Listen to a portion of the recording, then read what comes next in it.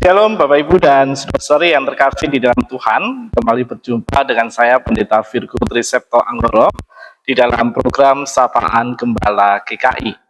Dan hari ini kita akan mengawali ataupun melanjutkan perjalanan kehidupan kita dengan bersedia berhenti sejenak untuk merenungkan firman Tuhan sebagai sebuah bekal yang akan menolong kita untuk terus bertumbuh di dalam iman kepada Kristus. Mari kita berdoa.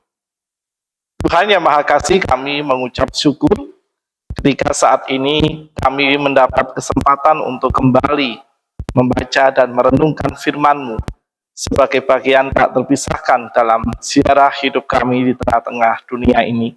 Oleh karena itu kami memohon kiranya Engkau merahmati kami dengan hikmat-Mu supaya kami mengerti apa yang Engkau sabdakan, dan biarlah sabda itu dalam kehendak-Mu menjadi sebuah bekal yang baik dalam hidup kami sehari-hari, sehingga kami beroleh pedoman, kami beroleh pengharapan, juga kami beroleh sebuah hikmat yang akan menuntun kami untuk terus melangkah dengan sukacita dalam kesaksian kami. Tolonglah hamba-Mu ini dalam segala keterbatasan dan kerapuhan dirinya, kiranya ia dituntun dan ditolong untuk dapat membacakan dan menguraikan firman-Mu bagi kami semua. Di dalam nama Tuhan kami Yesus Kristus kami berdoa. Amin. Untuk teks Alkitab yang kita baca pada kesempatan hari ini diambil dari surat Filipi pasal yang kedua, di ayat yang ketiga hingga ayat yang keempat. Filipi 2 ayat 3 sampai dengan ayat yang keempat, saya akan membacakannya buat kita semua. Dengan tidak mencari kepentingan sendiri atau puji-pujian yang sia-sia. Sebaliknya, hendaklah dengan rendah hati yang seorang menganggap yang lain lebih utama daripada dirinya sendiri, dan janganlah tiap-tiap orang hanya memperhatikan kepentingannya sendiri, tetapi kepentingan orang lain juga. Demikianlah pembacaan firman Tuhan. Berbahagialah kita yang selalu sedia dan setia merenungkan firman Allah, memelihara dengan melakukan dan mewartakannya dalam kehidupan kita sehari-hari. Haleluya. Saudara-saudari yang terkasih di dalam Tuhan, ada seorang anak kecil di sekolah yang terbiasa atau selalu menolong teman-temannya membawakan buku-buku berat. Suatu hari gurunya berkata, "Mengapa kamu selalu melakukannya?"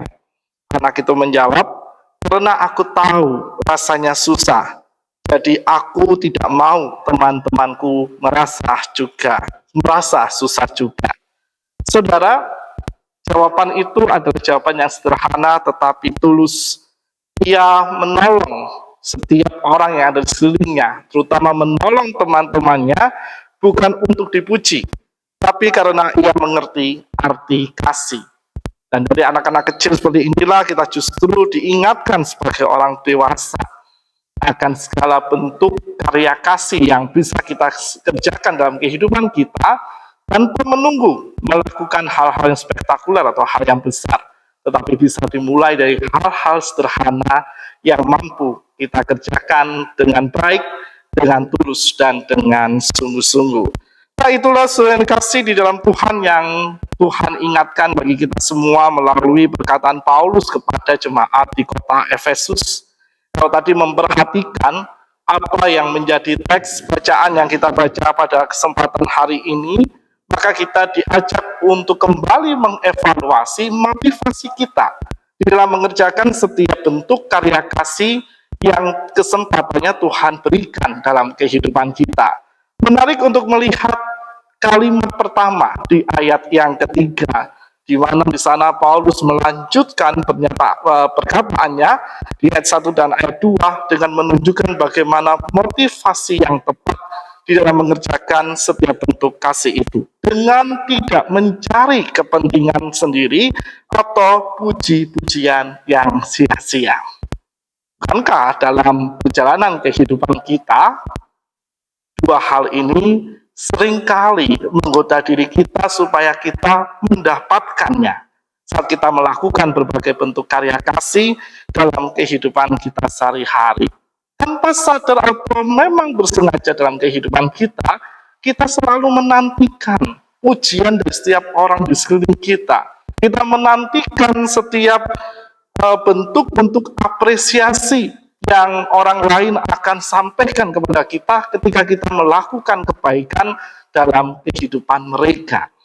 Tapi Paulus mengajak kita untuk selalu sadar dalam kehidupan kita, bahwa saat kita melakukan kebaikan atau bentuk kasih bagi orang-orang di sekeliling kita, bukan pujian, bukan ungkapan terima kasih, bukan bagaimana orang mengapresiasi kita itu yang menjadi tujuan utama dari segala bentuk kasih yang kita kerjakan, tetapi bagaimana kita mengerjakan bentuk-bentuk kasih itu dengan tulus, dengan total, dan dengan sungguh-sungguh di dalam segala situasi dan kondisi kehidupan yang kita jalani dalam kehidupan kita.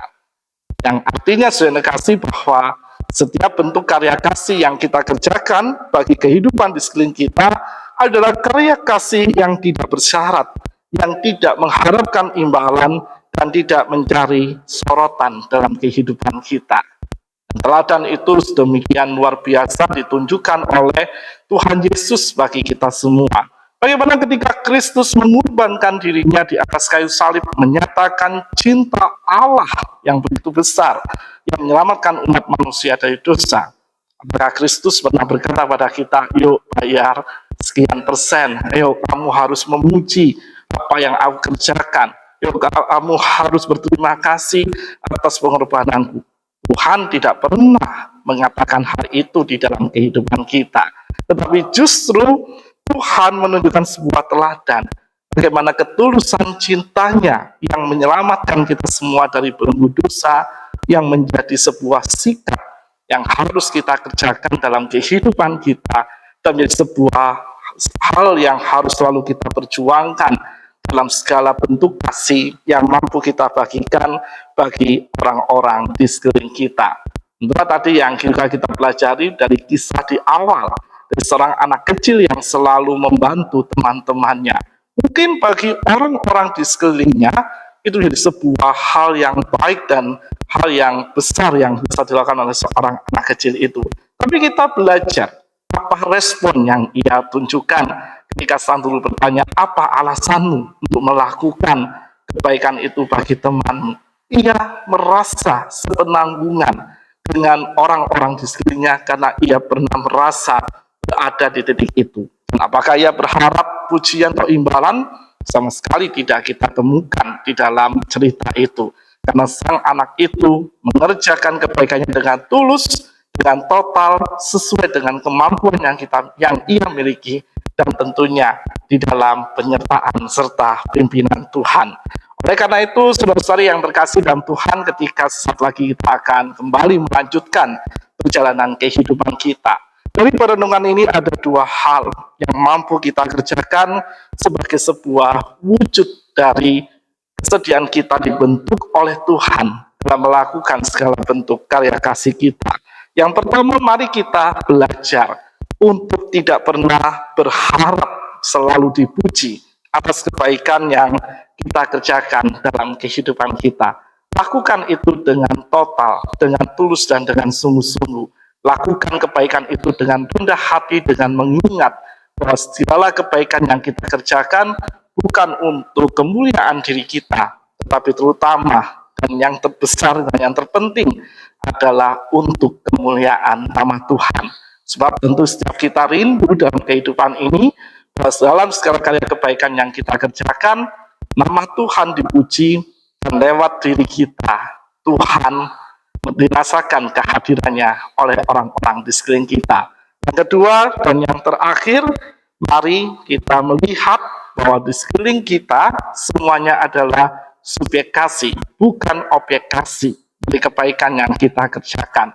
Ketika kita melihat bahwa orang-orang di sekeliling kita atau kehidupan di sekeliling kita adalah subjek kasih kita, maka tentu ketulusan dalam diri kita akan diasah dan dibentuk sedemikian rupa supaya melalui kebaikan yang kita kerjakan dengan tulus, maka setiap orang di sekeliling kita merasakan dampak yang baik. Sesederhana apapun kebaikan itu kita kerjakan, bila itu menjadi dampak yang memberkati orang-orang maupun kehidupan di sekeliling kita.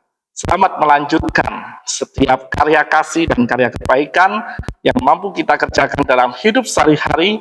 Kiranya Tuhan Yesus selalu menolong dan Tuhan senantiasa memberkati segala bentuk karya kebaikan yang akan kita kerjakan dengan tulus, dengan rendah hati, dan dengan sukacita dalam hidup sehari-hari. Mari kita berdoa. Kami bersyukur kepadamu Tuhan yang Maha Kasih karena Engkau telah menolong kami untuk kembali mengevaluasi dan merenungkan akan arti menyatakan berbagai bentuk kasih dalam kehidupan kami sehari-hari. Kami sadar ya Tuhan, godaan untuk memperoleh pujian, godaan untuk memperoleh apresiasi itu selalu muncul sebagai sebuah bagian dari kepentingan kami untuk memuaskan ego diri kami. Ampunilah kami ya Tuhan ketika kami terjerumus di dalamnya.